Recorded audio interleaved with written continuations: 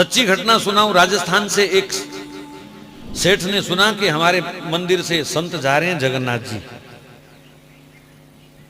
तो सेठ जी ने सस्ते समय पे 100 रुपया दिया उसको, ए जगन्नाथ जी को चढ़ा देना मेरा 100 रुपया। 100 रुपया बहुत होता था तब। तो 100 रुपया निकाल दिया, जगन्नाथ जी की गोलक में डालना। ठीक है सेठ जी। अब रास्ते में भूखा प्यासे संत पैदल जा रहे थे, भूखे प्यासे संत मिलने लगे। क्या करूं, कैसे इनकी मदद करूं, मेरे पास तो कुछ है नहीं। तो फिर सोचा चलो सेठ जी का 100 रुपया है, पाप तो मुझे ही लगेगा ना, लग जाए पाप, लेकिन कम से कम किसी का पेट तो भर जाएगा। मुझे जो दोष लगेगा, नरक मिलेगा, देखी जाएगी, पर किसी की भूख प्यास मुझसे नहीं देखी जा रही। तो जो कोई रास्ते में भूखा प्यासा मिलता, बाजार से 2 रोटी खरीद करके उनको खिला देता, किसी को पानी पिला देता, किसी को शरबत पिला देता। जगन्नाथ पहुंचते पहुंचते 2 रुपए बचे उस 100 में से। और जगन्नाथ जी के आगे हाथ जोड़ करके वो खड़ा हुआ और रो करके कहा, प्रभु बेईमानी की है मैंने, सेठ जी ने 100 दिया था, मैं 2 ही ला पाया, बाकी मैंने खर्च दिए और 2 रुपए चढ़ा दिए। वापिस आए, प्रसाद दिया सेठ को, वो मेरा 100 रुपया चढ़ा दिया? बोले हाँ चढ़ा दिया। बड़ा खुश हुआ, जगन्नाथ जी को बड़ा याद किया, मैं तो नहीं आ पाया, पर आप कितने दयालु हैं, मेरा 100 रुपया आपने स्वीकार कर लिया। अब बड़े लोगों को आदत होती है ना बार बार 100 रुपया बोलने की। मेरा 100 रुपया आपने स्वीकार कर लिया। ऐसे वो जगन्नाथ जी का धन्यवाद करते करते सो गया। तो जगन्नाथ जी स्वप्न में आ गए। स्वप्न में आ गए तो सेठ ने फिर ठाकुर जी के मुंह से सुनना चाहा, ओ महाराज आपको 100 रुपया भेजा था, मिल गया? तो कहा सेठ जी 100 तो नहीं 98 मिले हैं मुझे।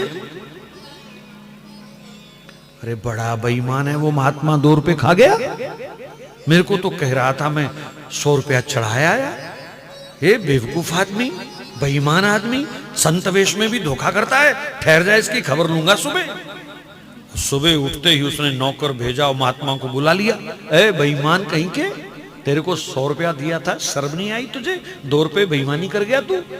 मुझे स्वयं जगन्नाथ जी ने बताया कि तूने 98 रुपए चढ़ाए हैं। कहां है 2 रुपए? महाराज जब सेठ के मुंह से ये बात सुनी तो वो संत तो रोने लग गए। हे जगन्नाथ प्रभु, आज पता चला कि तुम क्या स्वीकार करते हो। जो 98 रुपए मैंने भूखे लोगों को खिलाए, आपने वो स्वीकार किए, और डायरेक्ट नगद जो मैंने 2 आपको चढ़ाए वो आपने स्वीकार नहीं किए। आज कौन चलेगा इस पद्धति पर? मैंने वृंदावन के बड़े बड़े मंदिरों में देखा। हमारे एक दिन मैं गया बिहारी जी के, एक सेठ अपने थैले से गड्डियां निकाल निकाल के डाल रहा था। मैंने कहा बहुत अच्छा, ठाकुर जी ने दिया, इसका पैसा कहीं भी चढ़ाए। लेकिन दुख तब लगता है जब हजारों हजारों गैया वृंदावन में भी कूड़ा करकट खाती हुई दिखाई देती हैं। तब लगता है कि वहां गोलक में गड्डियां डालने का फायदा है कि यहां गौओं को खिलाने से फायदा है। कौन सा बढ़िया पुण्य है, कौन सा बढ़िया दान है?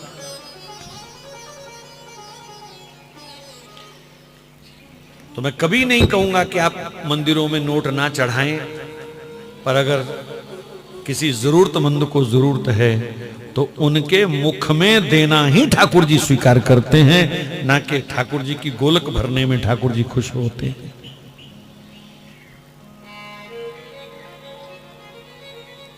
और वर्तमान समय में जरूरत है, जितने भी सरकारी नियंत्रण के मंदिर हैं जिनका चढ़ावा सरकार खाती है, वहां फुट्टी कौड़ी मत चढ़ाया करो हिंदुओं।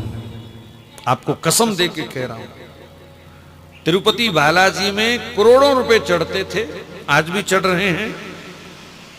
नई सरकार ने थोड़ा सा परिवर्तन किया है जरूर, लेकिन पिछली सरकारों का यह हाल रहा कि 100 में से केवल 8 रुपए मंदिर पर खर्च होते हैं और बाकी सारे के सारे पैसे मदरसे और चर्च पर खर्च होते हैं, जहां जिहादी तैयार होते हैं, हिंदू धर्म के दुश्मन तैयार होते हैं।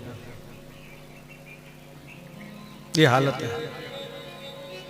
अभी 4-5 दिन पहले कर्नाटक के मंदिरों के चढ़ावे की आपने अगर रिपोर्ट पढ़ी हो, सुनी हो, टीवी पे आई है खबर, 450 करोड़ का चढ़ावा आया, जिसमें से 335 करोड़ केवल मदरसों को और चर्च को डोनेट किया गया। हिंदुओं का पैसा मदरसों को दिया जा रहा है, और उन मदरसों को जहां राष्ट्र विरोधी, हिंदू विरोधी तत्व तैयार होते हैं, पत्थरबाज तैयार होते हैं, सिर काटने वाले तरीके सिखाए जाते हैं जहां हिंदुओं के, वहां मंदिरों का चढ़ावा दे। मतलब अपनी कब्र हम खुद खोद रहे हैं, अपनी चिता हम स्वयं तैयार कर रहे हैं। जितने भी सरकारी चढ़ावा खाने वाले मंदिर हैं, सरकार जिनका चढ़ावा खाती है, कृपया वहां पैसा ना चढ़ाएं जब तक सरकार उनके लिए अलग बोर्ड का गठन नहीं करती है। कम से कम हिंदुओं का पैसा तो हिंदुओं पर लगना चाहिए कि नहीं लगना चाहिए। अल्पसंख्यक आयोग अलग से उनको डोनेट करता है, कई खरब रुपए देता है साल के, मंदिरों का चढ़ावा वो खा रहे हैं, और फिर खा के भी देश के हक में रहें तो कोई दिक्कत नहीं, फिर भी वो देश के विरोध में हैं, सनातन के विरोध में हैं।